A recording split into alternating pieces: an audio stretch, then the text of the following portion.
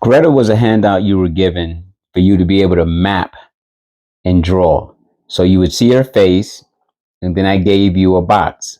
If you put them side by side, the goal was to try and map her into that box, same as the squirrel. And you could even done it with all the other projects. This is what Anne did with her drawing of the squirrel. And this was something someone picked out for me to do in the class. So I'm going to use this to show you as a demonstration of how you can map. So I'm taking a piece of paper and I'm measuring where the lines are for that water flow.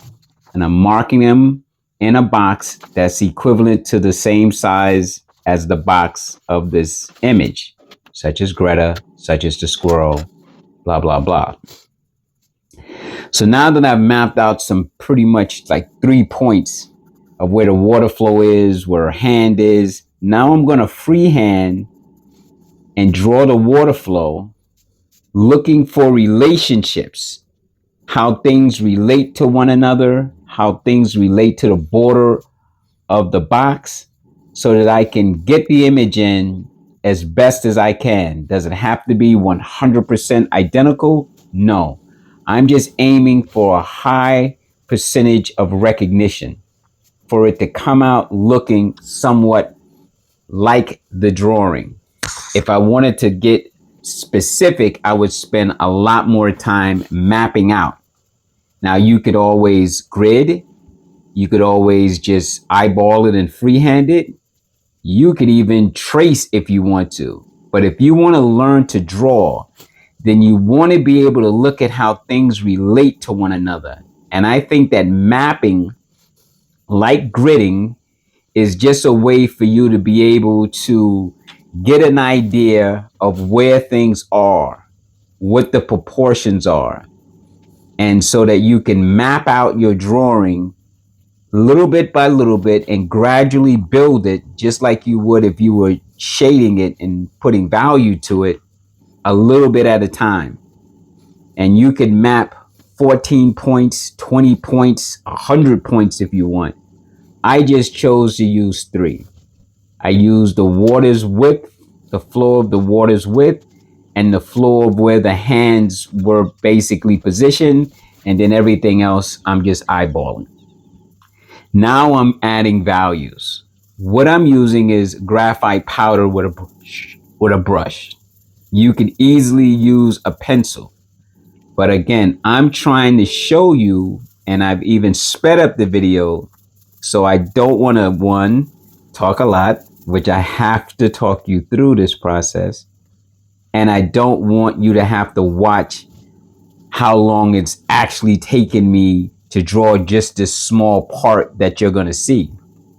So I've sped up the video so that you can get an idea of how I'm slowly building this image once I mapped it out using an HB pencil and some graphite powder. And even with the graphite powder, I'm working in layers. I'm layering it a little bit at a time to gradually build up the values.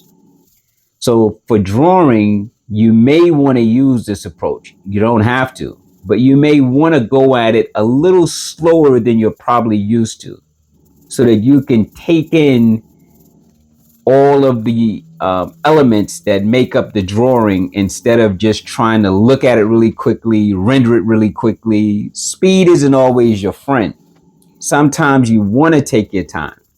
And you see how I'm using the graphite powder to lightly gesture where some of the lighter values are. And then I'm going to come in with a number 2 pencil and slowly start to add some of the darker values.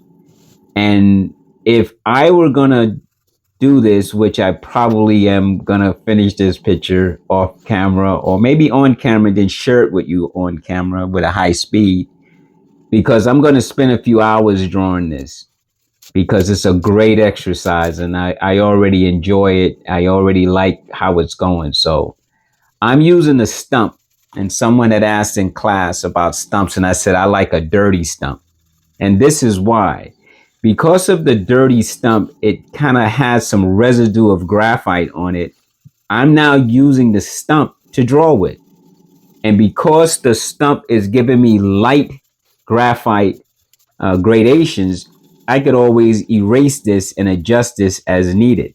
Even the lines that you see on this drawing, they're not hard. I drew everything very, very light. I hope it shows up for you to be able to see. But as you can see, it's starting to take form just from the stump. I'm using just the stump. I'm not dipping it in anything. I'm using whatever graphite is on the canvas, and I'm slowly going around my little water droplets and the water splashes, even the shadows in the background, just to try to slowly build this up. So in this demonstration, I'm trying to show you how to map a picture using points of reference in relationship to the box itself, which you can put around anything that you're going to draw. And then how you can use the values of your graphite pencils to help bring your image to life. Now, in a few minutes, I'm going to be stopping here, but I will continue this drawing and I'll share it with you as I will share other things with you. But I just wanted you to understand the assignment. It's about mapping. That's all that was about. The whole idea with those boxes and the images is for you to match up the image with a box that it would fit in, put them side by side, do whatever measurements you want, be it eyeballing it, gridding it, using this mapping method I'm trying to show you, or whatever method you want. But please try and render those lines within the box space so that you can get the best relationship from that box to that image inside that box as you can. Then if you want to go further and add detail, then please use this demonstration to show you how you can slowly start to build and blend to start the image to come to life. This has a lot of work left to do, but I think I've pretty much showed you what I needed to. So on that note, if you should have any questions, please email me. Don't wait. We do not have class next week. So let me know what your thoughts are and enjoy. Have fun and just push around a few colors and be creative.